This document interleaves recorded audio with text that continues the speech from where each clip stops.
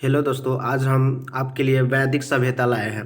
इससे पहले हम कल अपलोड किए थे सिंधु घाटी सभ्यता या हड़प्पा सभ्यता कहिए, सिंधु घाटी सभ्यता या हड़प्पा सभ्यता, जिसका दोस्तों काल कितना से कितना तक था, 2500 से 1750 तक था। और वैदिक सभ्यता में आज हम प्रवेश किए हैं, जिसका काल है दोस्तों 1500 से 600 ईसा पूर्व। कितना है दोस्तों? 1500 से 600 ईसा पूर्व है। वैदिक सभ्यता में दो भाग में करके पढ़ना है, एगो ऋग वैदिक काल या पूर्व वैदिक काल कहिए, ऋग वैदिक काल या पूर्व वैदिक काल, और एगो दोस्तों उत्तर वैदिक काल हो जाएगा। तो ऋग वैदिक काल या पूर्व वैदिक का काल है 1500 से 1000 ईसा पूर्व, और उत्तर वैदिक काल का है काल, उत्तर वैदिक काल का समय है दोस्तों यानी कि 1000 से 600 ईसा, 1000 से 600 ईसा पूर्व है। तो चलिए हम क्वेश्चन की तरफ बढ़ते हैं, टाइम नो वेस्ट करते ही। इसको दोस्तों कृपया खाते समय, खाना बनाते समय और सोते समय देखिए, इसी के लिए हम बनाते हैं वीडियो। तो फर्स्ट क्वेश्चन है मेरा दोस्तों वैदिक सभ्यता का, कि वैदिक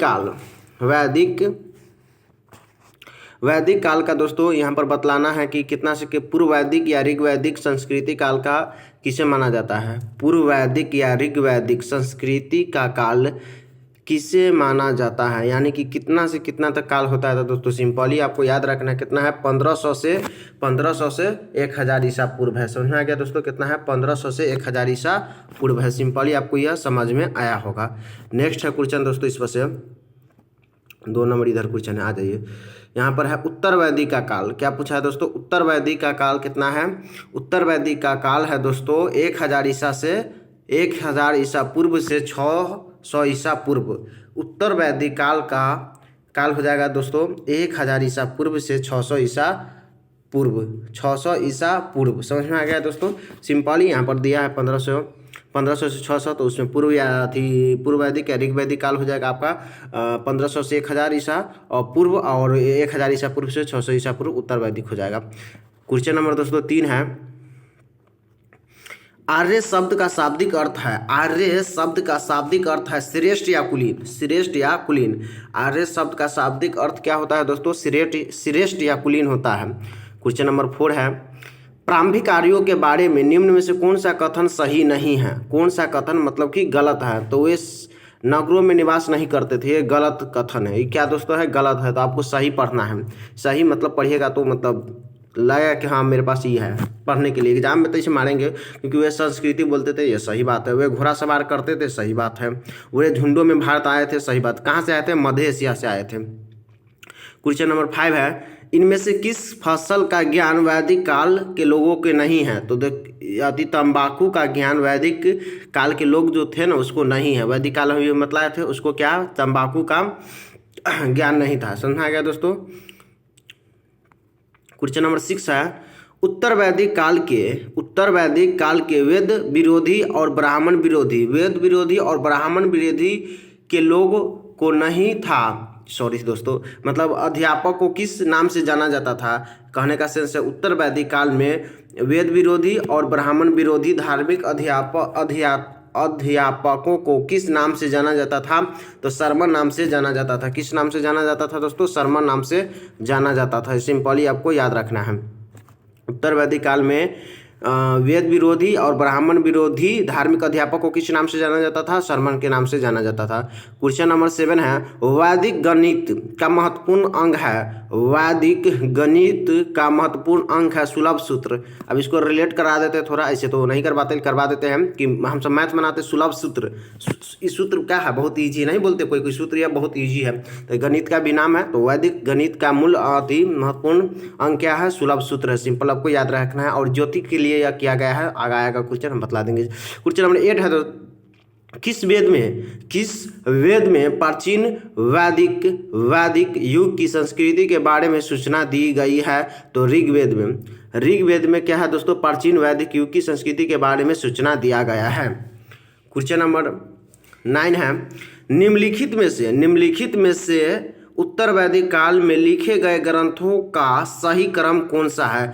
तो उत्तर वैदिक काल में सबसे सही क्रम के अनुसार है दोस्तों, फर्स्ट ऑप्शन हो जाएगा वेद है, वेद पर से ब्राह्मण पर से आर्णयक पर से उपनिषद, वेद ब्राह्मण आर्णयक और उपनिषद। क्वेश्चन नंबर 10 है, वेदों की संख्या कितनी है? वेदों की संख्या कितनी है? 4 है। ऋग्वेद, यजुर्वेद, सामवेद, अर्थवेद। ऋग्वेद, यजुर्वेद, सामवेद, अर्थवेद। ऋग्वेद में क्या होता है? ईश्वर से रिलेटेड है। और ऋग्वेद हो गया। यजुर्वेद दोस्तों हो जाएगा कर यज्ञ करना। सामवेद संगीत के लिए। अर्थवेद मंत्र के लिए है, जादू टोना के लिए। सिंपली आपको याद रखना है। क्वेश्चन नंबर 11 है, कौन से 3 वेद संयुक्त रूप से त्रियी या वेद त्रि कहलाता है? तो ऋग्वेद, यजुर्वेद, सामवेद, यानी कि अर्थवेद के छोर को ये तीनों जो बच गया ना, उसको क्या कहते हैं दोस्तों? उसको क्या कहते हैं? वेद त्रि या त्रि कहलाते हैं। समझा गया दोस्तों? क्वेश्चन नंबर 12 है, भारत के राज्य चिन्ह में प्रयुक्त होने वाला शब्द सत्य में जयते किस उपनिषद से लिया गया है? बहुत इंपॉर्टेंट है दोस्तों ये क्वेश्चन। सत्य में जयते किस पुस्तक से, उपनिषद से लिया गया? उपनिषद है तो मुंडक उपनिषद से लिया गया है। मुंडक उपनिषद से लिया गया है। क्वेश्चन नंबर 13 है, ऋग्वैदिक आर्यों का मुख्य व्यवसाय था, मतलब जो ऋग्वैदिक था उसका मुख्य व्यवसाय क्या है? तो सिंपली आपको याद रखना है, पशुपालन। क्या है? पशुपालन उसका मुख्य व्यवसाय था। क्वेश्चन नंबर 14 है, भारतीय संगीत का आदि ग्रंथ कहा जाता है? अभी हम बतलाए सामवेद को कहा जाता है। किसे? सामवेद को कहा जाता है। भारतीय संगीत का आदि ग्रंथ किसे कहा जाता है? सामवेद को कहा जाता है। सामवेद, हाँ ठीक है। क्वेश्चन नंबर 15 है, प्रथम विधि निर्माता कौन है? मनु है। कौन है दोस्तों? मनु है। प्रथम विधि निर्माता मनु है। कृष्ण भक्ति का प्रथम और प्रधान ग्रंथि है। कृष्ण भक्ति का प्रथम और प्रधान ग्रंथि है श्रीमद् भागवत गीता। इसे तो भगवत गीता बोलते हैं, जैसे रिलेट कीजिए। क्वेश्चन नंबर 17 है, ऋग्वेद में संपत्ति का प्रमुख रूप क्या है? ऋग्वेद में संपत्ति का प्रमुख रूप गोदन होता है। क्या होता है? गोदन। क्वेश्चन नंबर 18 है, ऋग्वेद के किस मंडल में शूद्र का उल्लेख पहली बार मिलता है? तो शूद्र का उल्लेख पहली बार मिलता है ऋग्वेद में 10वें मंडल में मिलता है। कितना में दोस्तों? 10वें मंडल में मिलता है। 10वें मंडल में मिलता है शूद्रों का उल्लेख ऋग्वेद में प्रथम बार। तो सिंपली आपको याद रखना है। क्वेश्चन नंबर 19 है, पुराणों की संख्या कितनी है? पुराणों की संख्या 18 है, याद रखना है। वैदिक धर्म का मुख्य लक्षण इनमें से किसकी उपासना है? वैदिक धर्म का मुख्य लक्षण इनमें से किसकी उपासना है? तो प्रकृति का उपासना है। किसका? प्रकृति का उपासना है। क्वेश्चन नंबर 21 है, किस देवता के लिए ऋग्वेद में पुरंदर शब्द का प्रयोग किया गया है? तो इंद्र के लिए पुरंदर शब्द का प्रयोग किया गया है। किसके लिए? इंद्र के लिए। सुलभ सूत्र किस विषय से संबंधित है? अभी हम बताएं, जायामिति से संबंधित है सुलभ सूत्र। क्वेश्चन नंबर 23 है, अस्तो या सद्गमय, तमसो या ज्योतिर्गमय, मृत्योर्मा अमृत गमय कहाँ से लिया गया है? उपनिषद से लिया गया है दोस्तों। कहाँ से लिया गया है? उपनिषद से लिया गया है। जैसे अमृता है, संस्कृत में पढ़ते हैं ना, 10th क्लास में लिखा रहता है, किसी प्रकार रिलेट कर लीजिएगा। क्वेश्चन नंबर 24 है, आर्य भारत में बाहर से आए और सर्वप्रथम बसे थे पंजाब में। जो भारत मध्य एशिया से आए थे तो सर्वप्रथम दोस्तों कहाँ बसे थे? तो सिंपली आपको याद रखना है, पंजाब में बसा था। कहाँ बसा था? पंजाब में बसा था। क्वेश्चन नंबर 25 है, सुमृत करना है। ऋग्वेद को होत्र या होत्री करते हैं, जो उसका पढ़ते हैं ना, ऋग्वेद को जो पढ़ने का कार्य करते हैं उसे होता या होत्री कहते हैं। यजुर्वेद अधर्यु कहते हैं। यजुर्वेद को क्या कहते हैं? अधर्यु कहते हैं। सामवेद को उद्गाकृत कहते हैं, उक्ताकृत या उद्गाता कहते हैं। और अथर्ववेद को क्या कहते हैं दोस्तों? ब्रह्मा कहते हैं। क्वेश्चन नंबर 26 है, वेदों को अपौरुषी क्यों कहा गया है? वेदों को अपौरुषी क्यों कहा गया? क्योंकि वेदों की रचना देवताओं द्वारा की गई है, इसीलिए वेदों को क्या कहते हैं? अपौरुषी कहते हैं। अपौरुषी कहते हैं, अपौरुषे कहते हैं, सॉरी दोस्तों, अपौरुषे है, अपौरुषे है। क्वेश्चन नंबर 27 है, वैशेषिक दर्शन के प्रतिपादक है। वैशेषिक दर्शन के प्रतिपादक है उलूक कनद है। वैशेषिक दर्शन के प्रतिपादक कौन है दोस्तों? उलूक कनद है। कौन है? उलूक कनद, उलूक कनद। क्वेश्चन नंबर 28 है, मीमांसा या पूर्व मीमांसा दर्शन के प्रतिपादक। मीमांसा या पूर्व मीमांसा, मीमांसा या पूर्व मीमांसा के प्रतिपादक कौन है? जैमिनी है। मीमांसा या पूर्व मीमांसा के प्रतिपादक कौन है? जैमिनी है। कौन है? जैमिनी है। क्वेश्चन नंबर 29 है, वेद या उत्तर मीमांसा, वेद या उत्तर मीमांसा के प्रतिपादक वादरायण है। वादरायण है, वादरायण है। किसका? वेद या उत्तर मीमांसा के दर्शन के प्रतिपादक, याद रखना है, वादरायण है। क्वेश्चन नंबर 30 है, ऋग्वेद का कौन सा मंडल पूर्णतः सोम मंडल को समर्पित है? तो 10वां मंडल सोम मंडल को, सॉरी दोस्तों 9वां मंडल है। क्या है? 9वां मंडल अति सोम मंडल को समर्पित है। ऑप्शन नंबर सी सही हो जाएगा। ऋग्वेद को कौन सा ऋग्वेद का कौन सा ऐसा मंडल है जो सोम को क्या है? समर्पित है। तो दोस्तों याद रखना है, 9वां ऐसा मंडल है जो सोम को समर्पित है। कौन सा? 9वां ऐसा मंडल है जो सोम को समर्पित है। सिंपली आपको याद रखना है। क्वेश्चन नंबर 31 है, प्रसिद्ध 10 राजाओं, प्रसिद्ध 10 राजाओं का युद्ध 10 राज युद्ध किस नदी के तट पर लड़ा गया था? तो पुरुषनी नदी के तट पर लड़ा गया था। कहाँ? पुरुषनी नदी के तट पर लड़ा गया था, पुरुषनी नदी के तट पर। क्वेश्चन नंबर 32 है, धर्मशास्त्रों में भू स्वराज की दर क्या है? धर्मशास्त्रों में भू स्वराज की दर क्या है? तो 1/6 है, याद रखना है। क्वेश्चन नंबर 33 है, 800 ईसा पूर्व से 600 ईसा पूर्व का काल को किस युग से जाना जाता है? तो ब्राह्मण युग के काल से जाना जाता है। किस? ब्राह्मण। 800 ईसा पूर्व से 600 ईसा पूर्व के काल को किस काल से जाना जाता है? तो ब्राह्मण युग के काल से जाना जाता है। सिंपली आपको याद रखना है। क्वेश्चन नंबर 34 है, किस काल में अछूत की अवधारणा स्पष्ट रूप से उदित हुई है, मतलब उजागर हुई है? तो धर्मशास्त्र काल में, धर्मशास्त्र काल में हुआ है। कौन काल में? धर्मशास्त्र काल में हुआ है। अछूत की अवधारणा स्पष्ट हुआ है। कौन सा काल में? धर्मशास्त्र काल में। क्वेश्चन नंबर 35 है, एशियाई माइनर स्थित बोगाजकोई का महत्व इसलिए है क्योंकि वहां जो अभिलेख प्राप्त हुआ है उनमें 4 देवताओं का क्या है? उल्लेख्य है, वर्णन है। किस कौन कौन देवता है? तो इंद्र है, वरुण है, मित्र है, नासत्य है।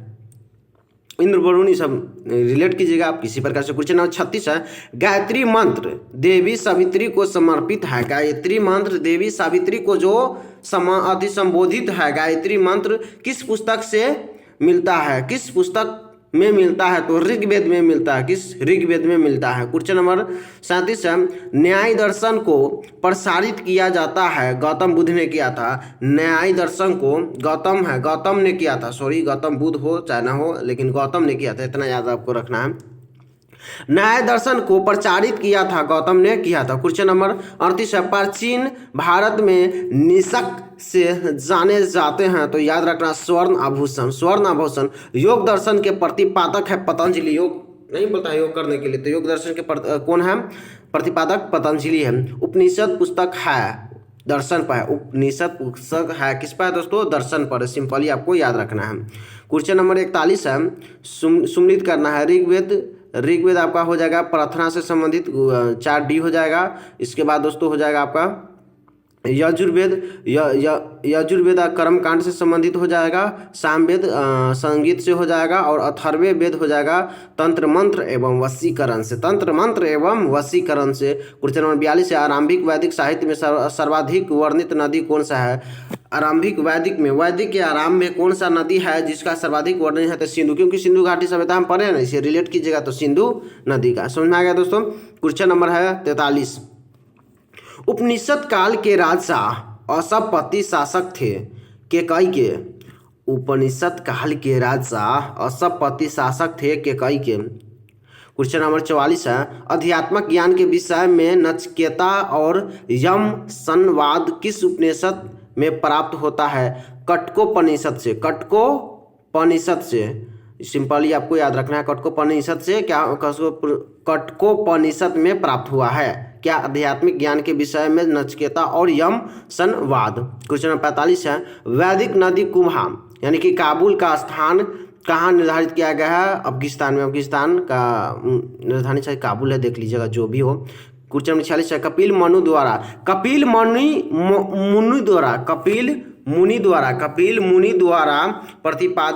प्रतिपादित दार्शनिक प्रणाली कौन सा है? तो संख्या दर्शन है। किसके द्वारा? कपिल मुनि के द्वारा। क्वेश्चन नंबर 47 है, भारत के किस स्थल की खुदाई से लोहा धातु के प्रचलन के प्राचीनतम प्रमाण मिला है? अतरंजी खेरा से, अतरंजी खेरा से, अतरंजी खेरा से, अतरंजी खेरा से, अतरंजी बोलिए खेरा से, इस जिला, हाँ जो भी हो। क्वेश्चन नंबर 48 है दोस्तों, निम्नलिखित में से किसका संकलन ऋग पर आधारित है? तो सामवेद का संकलन ऋग पर आधारित है। किसका दोस्तों? सामवेद का खनन है जो ऋग पर आधारित है। मतलब कि ऋग्वेद किस पर आधारित है? सामवेद पर आधारित है। उसका संकलन है, ऋग्वेद का जो संकलन है वो किस पर आधारित है? तो सामवेद पर आधारित है। सिंपली आपको याद रखना है। क्वेश्चन 49 है, निम्नलिखित में से कौन सा प्रस्थानत्रीय में शामिल नहीं है? तो याद रखना है भगवत गीता शामिल नहीं है। क्वेश्चन नंबर 50 है, कर्म का सिद्धांत संबंधित है मीमांसा से। कर्म का सिद्धांत है मीमांसा, मानसा है, याद रखना है। कर्म का सिद्धांत किससे है दोस्तों? मीमांसा से। कुछ इसको सुम्मिलित करना है तो आप सुम्मिलित कर सकते हैं। अथर्वे हो जाएगा, औषधि से संबंधित हो जाएगा, और सामवेद तो अभी हम बतलाए हैं कि संगीत से संबंधित हो जाएगा, और ऋग्वेद ईश्वर महिमा से हो जाएगा, यजुर्वेद बलिदान से हो जाएगा, क्योंकि यज्ञ करता है तो बलिदान तो देगा ना, है ना। क्वेश्चन नंबर 52 है, चरक संहिता नामक पुस्तक की किस विषय से संबंधित है? चरक संहिता नामक पुस्तक किस विषय से संबंधित है? तो चिकित्सा से संबंधित है। किससे? चिकित्सा से संबंधित है। सिंपली आपको याद रखना है। यज्ञ संबंधित विधि विधानों का पता चलता है यजुर्वेद से। अभी बतलाया यज्ञ यजुर्वेद में होता है, तो यज्ञ संबंधित विधि विधानों का पता चलता है यजुर्वेद से। क्वेश्चन नंबर 54 है, वैदिक युगीन सभा थी, मतलब कैसी थी? वैदिक के युगीन सभा कैसी थी? तो याद रखना है मंत्री परिषद थी, मंत्री परिषद। वैदिक युगीन सभा मंत्री परिषद थी। क्वेश्चन नंबर 55 है, वैदिक युग में प्रचलित लोकप्रिय शासन प्रणाली थी गणतंत्र शासन प्रणाली थी। कैसा? गणतंत्र शासन प्रणाली थी। सिंपल ये याद रखना है। क्वेश्चन नंबर 56 है, सबसे प्राचीन वेद कौन सा है? ऋग्वेद है। क्वेश्चन नंबर 57, निम्नलिखित में से कौन सा भारतीय दर्शन की आरंभिक विचारधारा है? संख्या। निम्नलिखित में से कौन सी भारतीय दर्शन की आरंभिक विचारधारा है? यानी कि आरंभिक विचारधारा कौन सा है? तो दर्शन है। क्वेश्चन नंबर 58, संख्या, योग, न्याय, वैशिक, मीमांसा एवं वेदांत, इन 6 विभिन्न भारतीय दर्शनों की स्पष्ट रूप से अभिव्यक्ति हुई है तो वैदिक युग में हुआ है। ये वैदिक युग में, वैदिक के पढ़ रहा है तो वैदिक युग में होगा, रिलेट करना है आपको किसी प्रकार। क्वेश्चन नंबर 59 है, निम्नलिखित में से वह तस्कारी कौन सी है जो आर्यों द्वारा व्यवहार में नहीं आया था? लोहार, ये सब नहीं आया था, यानी आभूषण आया था, मिंद्रभांड आया था, बढ़ती गिरी, ये सब आया था। तो सिंपली आपको याद रखना है। क्वेश्चन नंबर 60 है, सुम्मिलित करना है। इसको सुम्मिलित क्या करना है? सुम्मिलित करना है। तो देखिए धनुर्वेद हो जाएगा यजुर्वेद में, धनुर्वेद यजुर्वेद में हो जाएगा, आयुर्वेद हो जाएगा ऋग्वेद में, आयुर्वेद ऋग्वेद, गंधर्ववेद हो जाएगा सामवेद में, और शिल्पे वेद या अर्थशास्त्र हो जाएगा अथर्ववेद में, अथर्ववेद में हो जाएगा। सिंपली आपको याद रखना है। क्वेश्चन नंबर दोस्तों आ जाते हैं 61 पर, ऋग्वेद के किन 6 मंडलों को वंश मंडल या गोत्र मंडल कहा जाता है? ऋग्वेद के किन 6, ऋग्वेद के ऐसे कौन से 6 मंडल है जिसे हम गोत्र मंडल या ऋग्वेद का मंडल कहते हैं? तो याद रखना है दूसरे से लेकर 7वां तक के मंडल को कहते हैं हम। क्वेश्चन नंबर 62 है, किस वेद में जादू, माया और वशीकरण का वर्णन है? तो याद रखना अथर्ववेद में है। क्वेश्चन नंबर 63, आर्य शब्द इंगित करता है, आर्य शब्द क्या इंगित करता है? तो श्रेष्ठ वंश इंगित करता है, याद रखना श्रेष्ठ वंश। ऋग्वेद में कुल कितने मंडल हैं? 10 मंडल है, 1028 सूत्र है, और हाँ सिंपली आपको याद रखना है 10 मंडल है। चलिए क्वेश्चन नंबर 65 है, आर्य भारत में संभवतः आए थे, मध्य एशिया से आए थे, अभी बतलाए थे। क्वेश्चन नंबर 66 है, कौन सा वेद अंशतः गद्य रूप में भी रचित गया है? तो यजुर्वेद गद्य रूप में रचा गया है, याद रखना है।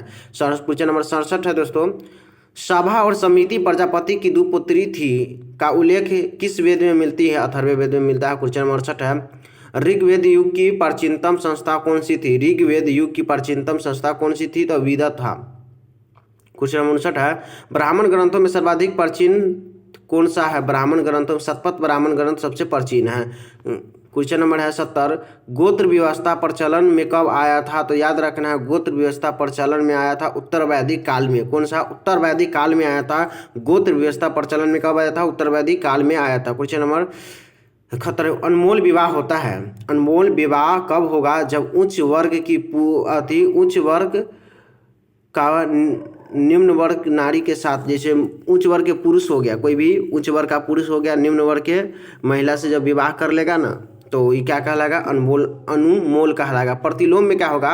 जो महिला है, जो मान लीजिए धनिक उनिक है, जो पुरुष है वह गरीब है, तो उसे हम क्या करते हैं दोस्तों? प्रतिलोम विवाह कहते हैं। समझ में आ गया? मतलब उच्च वर्ग के नारी निम्न वर्ग के पुरुष से विवाह कर लेता है तो प्रतिलोम कहलाता है। ये तो ईजी है यार। क्वेश्चन नंबर 73, वैदिक युग में यव कहा जाता था जौ को कहा जाता है, पता होगा जौ। अभी व्रीहि शब्द किसके लिए प्रयुक्त है? चावल के लिए। चावल के बिना तो रह नहीं सकते हैं यार, सिंपल है ना। अथर्ववेद का अर्थ है पवित्र जादू। जादू हो कैसा? पवित्र जादू। क्वेश्चन नंबर 76 है, तो सम्मिलित करना है। शिक्षा हो जाएगा ध्वनि शास्त्र, कल्पसूत्र, कर्मकांड, निरुक्त हो जाएगा शब्द व्युत्पत्ति शास्त्र या भाषा शास्त्र। इसके बाद छंद हो जाएगा छंद शास्त्र। इजी है, छंद शास्त्र। छंद है तो छंद शास्त्र हो जाएगा, इजी है। क्वेश्चन नंबर 77 है, प्राचीनतम व्याकरण अष्टाध्यायी के रचनाकार कौन है? पाणिनि। अष्टाध्यायी मतलब 8वां चैप्टर हम पढ़े नहीं, पाणिनि पढ़े नहीं। कौन सा चैप्टर? 8वां चैप्टर। तो अष्टाध्यायी के रचनाकार पाणिनि, यानी कि पढ़े नहीं, याद करना। क्वेश्चन नंबर 68 है दोस्तों, निम्न में से कौन सी स्मृति प्राचीनतम है? तो मनु स्मृति क्या है दोस्तों? प्राचीनतम है। क्वेश्चन नंबर 79 है, आदि काव्य की संज्ञा किसे दी जाती है? रामायण को। आदि काव्य की रचना किसे दी जाती है? रामायण को दी जाती है। समझ आ गया दोस्तों? रामायण तो फेमस हो गया है ना। प्राचीनतम पुराण है मत्स्य पुराण। प्राचीनतम पुराण दोस्तों कौन सा है? मत्स्य है। क्वेश्चन में 81 है, ऋग्वेद में सबसे पवित्र नदी किसे माना जाता है? ऋग्वेद में, ऋग्वेद है, कौन सा वेद है? ऋग्वेद में सबसे अधिक सरस्वती को, सरस्वती माता। अरे यार हर साल मतलब सरस्वती जी का मतलब मनाते हैं ना, तो इजी है। ऋग्वेद में सबसे पवित्र नदी कौन सी माना जाता है? तो सरस्वती। क्वेश्चन नंबर 82 है, वैदिक समाज की आधारभूत इकाई थी कुल या कुटुंब? कुल सिंपल ही है, वैदिक समाज कुल पढ़ो, वैदिक को पूरा पढ़ दो, एको को मत छोड़ो, है ना, याद करने के लिए बतलाए हैं। तो वैदिक समाज की आधारभूत क्या इकाई थी? कुल।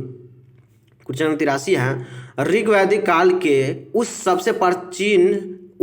सबसे प्रधान देवता की पहचान करे जिसकी स्तुति में 250 सूक्तों की रचना किया गया है। तो इंद्र के लिए 250 और अग्नि के लिए 200 किया गया है। सिंपल आपको याद रखना है। क्वेश्चन नंबर 84 है, किस वेद में सभा को नरिष्ट अर्थात सामूहिक वाद विवाह का उल्लंघनीय कहा गया है? तो अथर्ववेद में। क्वेश्चन नंबर 85 है, किस रचना में नारी को सूरा और पाशा के साथ 3 प्रमुख बुराई में शामिल किया गया है? मैत्रेयन संहिता में। क्वेश्चन नंबर 86 है, उत्तर वैदिक काल में किस देवता को सर्वोच्च स्थान अधिक प्राप्त है? उत्तर वैदिक काल में ऐसा कौन सा देवता है जिसको सर्वोच्च मतलब सबसे उच्चतम स्थान प्राप्त है?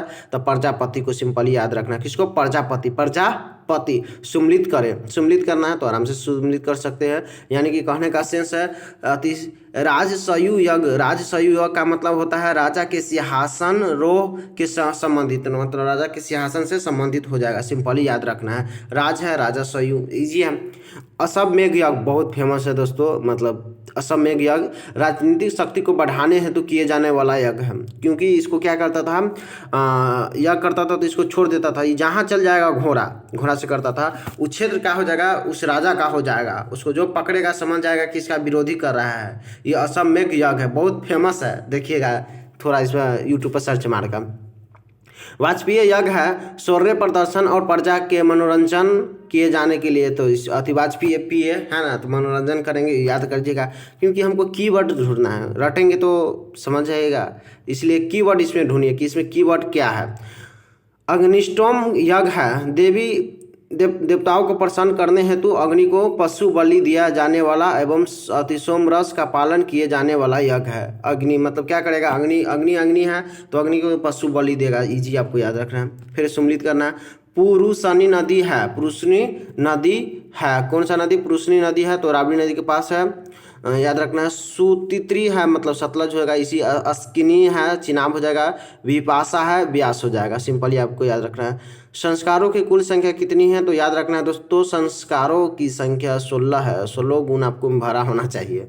क्वेश्चन नंबर 90 है, सम्मिलित करना है। ब्राह्मण विवाह, ब्राह्मण विवाह समान वर्ण या जाति के साथ, समान वर्ण या जाति के साथ अगर हम विवाह करते हैं तो कौन सा विवाह कहलाता है दोस्तों, ब्राह्मण विवाह कहलाता है। कौन सा विवाह कहलाता है, ब्राह्मण विवाह कहलाता है। इस पर से वैदिक विवाह, वैदिक विवाह का मतलब दोस्तों यहाँ पर हो जाएगा पुरोहित या प्राथमिक में मिले कन्या के साथ विवाह करना। क्वेश्चन नंबर है आसर विवाह, आरस विवाह मतलब कन्या मूल्य के रूप में एक जोड़ी, मतलब कन्या के जो मूल्य की कन्या हम लाते हैं ना उसके बदले हम क्या करते हैं, एक जोड़ा गाय या बैल बलिदान मतलब उसको हम देते हैं। समझ में आ गया।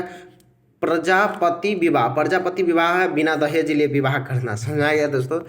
इसके बाद है इसको भी सम्मिलित। गंधर्व विवाह, गंधर्व सुंगधाना, प्रेम विवाह, प्रेम विवाह है। कौन सा विवाह है, गंधर्व विवाह प्रेम विवाह है। असुर विवाह कन्या को खरीद कर, है ना, किया गया विवाह क्या है दोस्तों, असुर है। राक्षस, राक्षस क्या करता है, राजा को पराजित कर या मतलब अपहरण करके क्या करता है, उसको विवाह करता है। समझ में आ गया। तो असुर तो फेमस है, रामायण कुछ भी देखिए यार, असुर असुर यही तो करता है खाली सब, इसीलिए तो रावण को क्या हुआ, मतलब हार हो गया। पौसाची विवाह, सोई हुई अवस्था में कन्या को गुमराह करके मतलब मानसिक स्थिति से उसको ले आके विवाह करना। सिंपल ही है।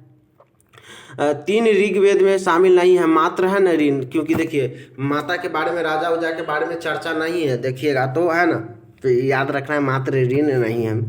ऋग्वैदिक काल से संबंधित मात्र भांड संस्कृति है। ऋग्वैदिक काल से संबंधित मात्र भांड है तो गेरुवर्णी मित्र भांड संस्कृति, गेरुवर्णी मित्र भांड संस्कृति, गेरुवर्णी मित्र भांड संस्कृति है। उत्तर वैदिक काल से संबंधित मित्र भांड संस्कृति है। उत्तर वैदिक काल से संबंधित मित्र भांड संस्कृति है। चित्रित धूसर मित्रभांड संस्कृति। पहला में क्या था, केरुवर्णी मित्रभांड संस्कृति था। क्वेश्चन नंबर 95 है, हरियाणा प्रांत में चित्रधूसर मित्रभांड स्थल किस स्थान पर हाल में किए गए उत्खनन से प्रकाश में आया है, भगवानपुर से। समझ में आ गया।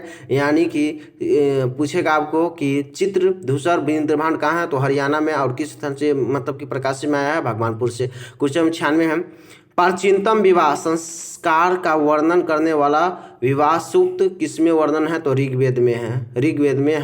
क्वेश्चन 97 है, ऋग्वेद में अघन्य यानी कि वध योग नहीं, अघन्य का मतलब होता है कि वध नहीं करना। अघन्य शब्द का प्रयोग किसके लिए किया गया है, तो गाय माता को लिए किया गया है।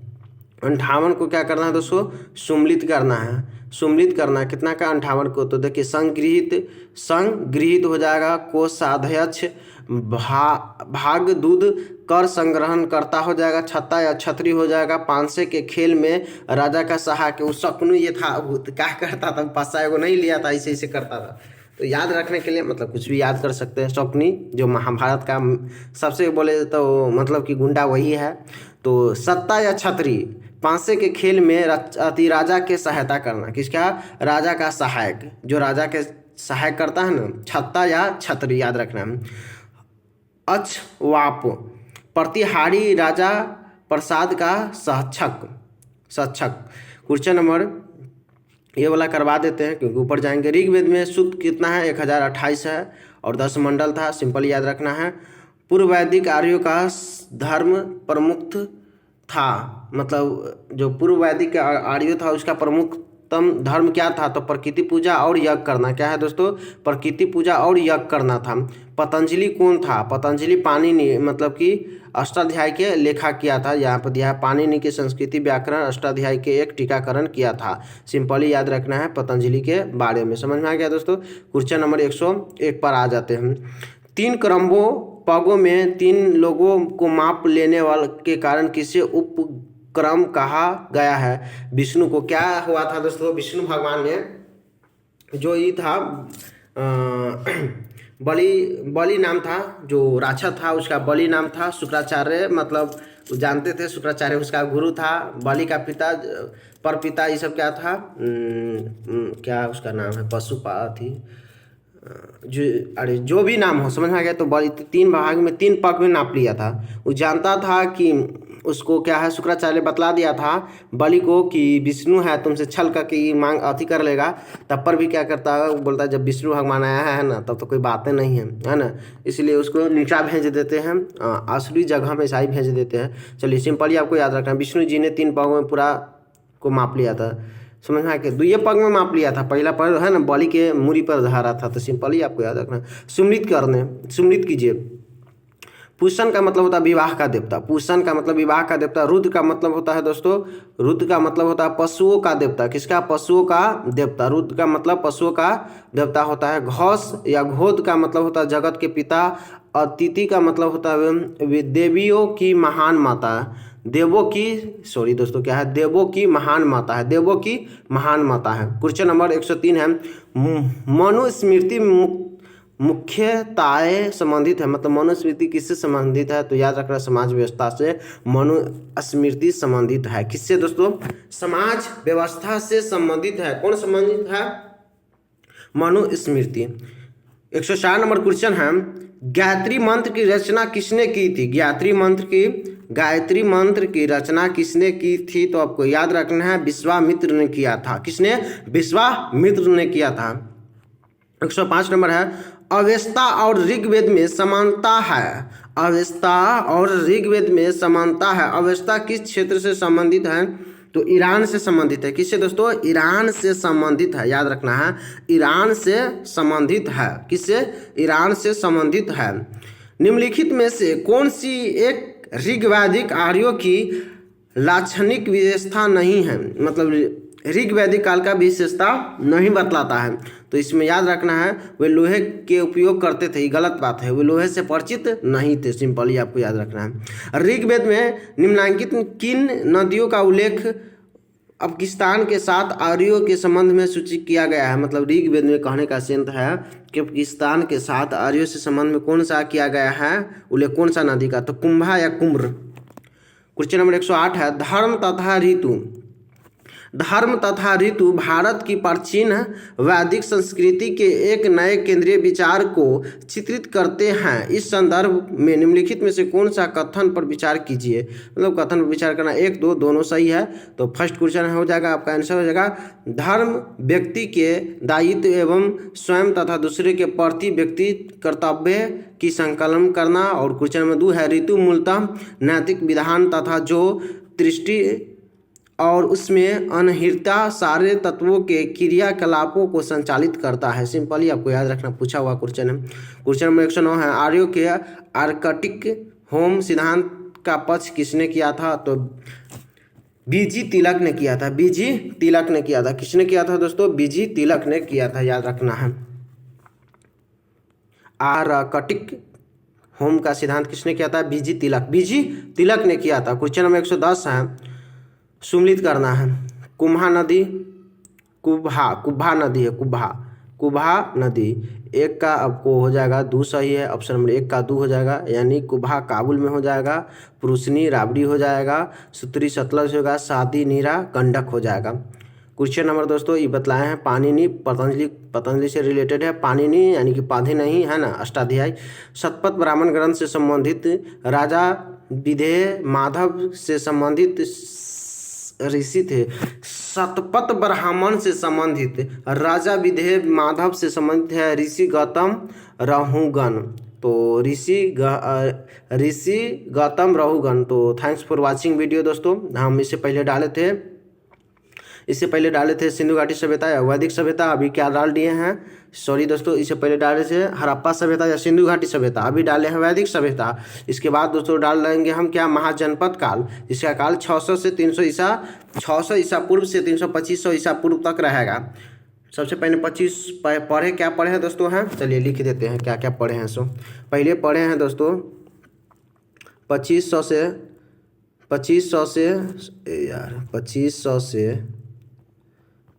से पढ़े हैं 1750 ई हो जाएगा सिंधु घाटी सभ्यता सिंधु घाटी सभ्यता या हड़प्पा सभ्यता का इस पर से पढ़े 1500 से 600 ईसा पूर्व तक क्या पढ़े हैं दोस्तों, वैदिक सभ्यता। इसमें दो भाग है। वैदिक सभ्यता में 1500 से 1000 तक, 1000 तक क्या हो जाएगा दोस्तों, 1000 तक आपका हो जाएगा, 1500 से 1000 तक हो जाएगा पूर्व वैदिक या ऋग वैदिक, और 1000 से 600 तक क्या हो जाएगा दोस्तों, उत्तर वैदिक हो जाएगा। इसके बाद क्या पढ़ेंगे, महाजनपद के बारे में, जिसका काल दोस्तों कितना है, 600 से 325 तक है। कितना है, 600 से 325 तक काल है किसके, महाजनपद के बारे में। महाजनपद के बारे में दोस्तों 16 महाजनपद है, तो उसमें हम बतलाएंगे 16 महाजनपद के बारे में आपको सिंपली।